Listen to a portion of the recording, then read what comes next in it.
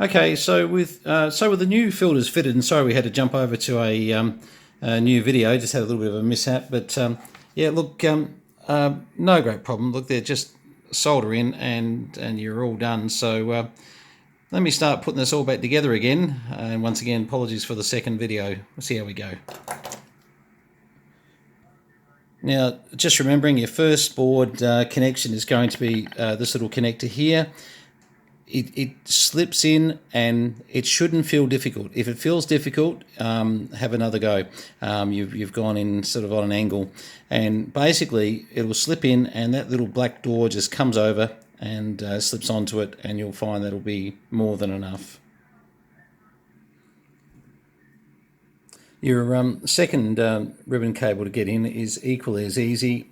You'll find that it basically just will slip in, and you'll just drop that black tab over it, and it'll feel right. You won't have to think about it too much. It'll just fall into place, so it's not very difficult.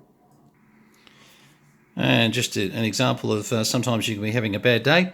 The little piece we just showed you before that slips in beautifully.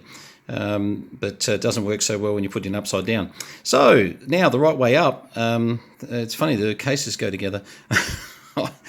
Oh, I've just had surgery, and I must admit I'm in a bit of pain. But that was a bit funny. Okay, and just to show you how easy that was, unclip, pull it out, turn around the right way, and clip it back down again. So yeah, not too much of a disaster. But just looking at this here, that actually shows you the way that, you know, it obviously should fit back together.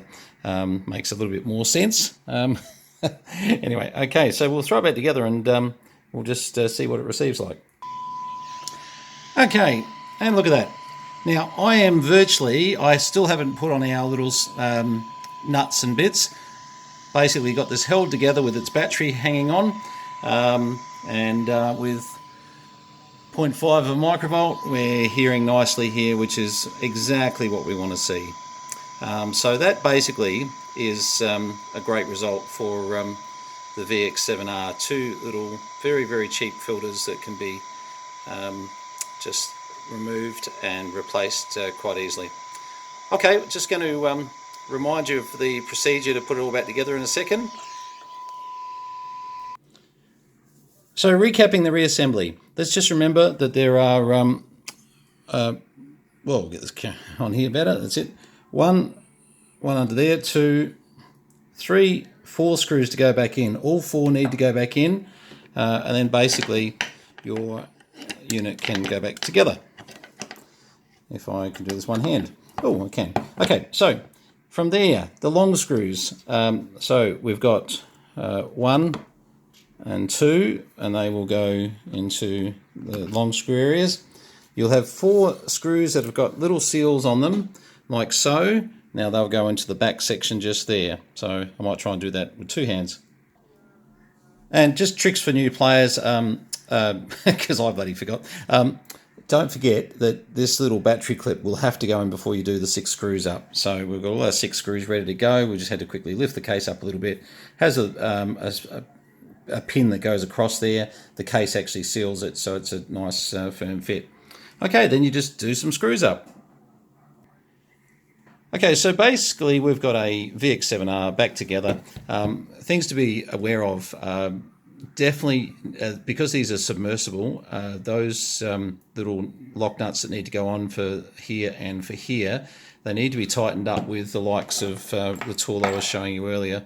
And when you tighten them up with this, you know, they will remain submersible, etc., etc. Now, the last thing we do is just hook it back up to the analyzer and make sure it does everything it did before we put it all back together, and we'll see how we go. Right, so once again we're just throwing some signal into it, having a little look and saying, now just breaking the squelch there. Let's put a little bit more signal into it. And it has got heaps of level going, that's nice.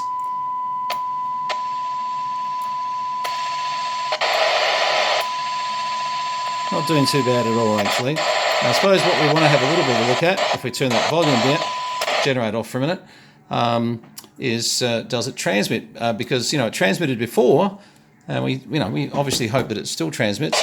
So let's just have a little quick look at that, and we'll just bring up some volume on FM and have a look at some watts and deviation.